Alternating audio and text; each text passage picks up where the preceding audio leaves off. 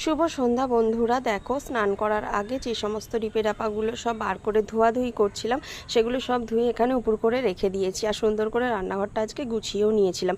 তারপরে চলে এলাম চা করতে। আমার বড় ঘুম থেকে উঠে পড়েছে, বললো একটু চা করতে।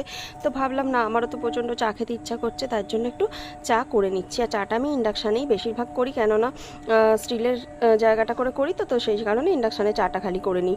তো চলো এখন আমি চাটাকে ছেঁকে নিই। আর বিস্কুট আলাদা অনেক রকমের বিস্কুট রয়েছে, কিন্তু সেগুলো সব ওই পাশের ঘরে রয়েছে। আর পাশের ঘরটা চাবি দেওয়া রয়েছে, কেননা আমরা ওপরের ঘরে শুয়েছিলাম। তো ওপর থেকে নেমে রান্নাঘরটাই খালি খুলেছি, আর পাশের ঘরটা চাবিটা খুলতে হবে ভেবে আমি আর না অন্য কোনো বিস্কুট বার করলাম না। সেই কারণে ছোট্ট একটা বিস্কুটের প্যাকেট রান্নাঘরে মিটকেসের মধ্যে ছিল, তো ভাবলাম ওটাকেই নিয়ে নিই। তো চলো এখন আমি দেখবে তোমাদেরকে দেখাচ্ছি। চলো, এই দেখো, এই ছোট্ট বিস্কুটের প্যাকেটটা ছিল টপ বিস্কুট, এটাকে এখন নিয়ে নিলাম।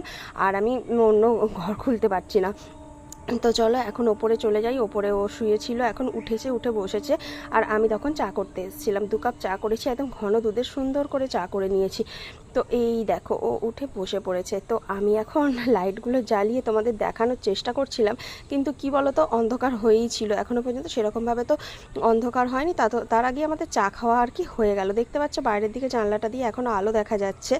ভিডিওটা যেহেতু আমি সন্ধ্যের পর দিলাম, তাই আমি শুভ সন্ধ্যা বললাম। ওকে আমি ওর দিকে ক্যামেরা তাক করতে, ও একটু হাই করছিল, কিন্তু আমি তো ওখানে ভয়েস দেবো, আমি তো ওর কোনো সাউন্ডই দেবো না।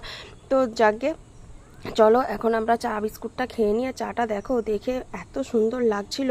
আর আজকে চাটা না পুরো শুধু দুধ দিয়ে করেছি, কোনো জল মেশাইনি, একদম ঘন দুধের চা করেছি। আর এই যে বিস্কুটটা, তবে এই বিস্কুটের প্যাকেটটা ছোট বিস্কুট, তো একদম খেতে না ভালো ছিল না। খেতে প্যাকেটটা আর কি ছোট, সেই কারণেই বললাম।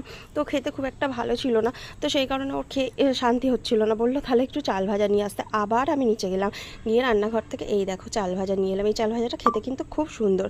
চলো, টাটা।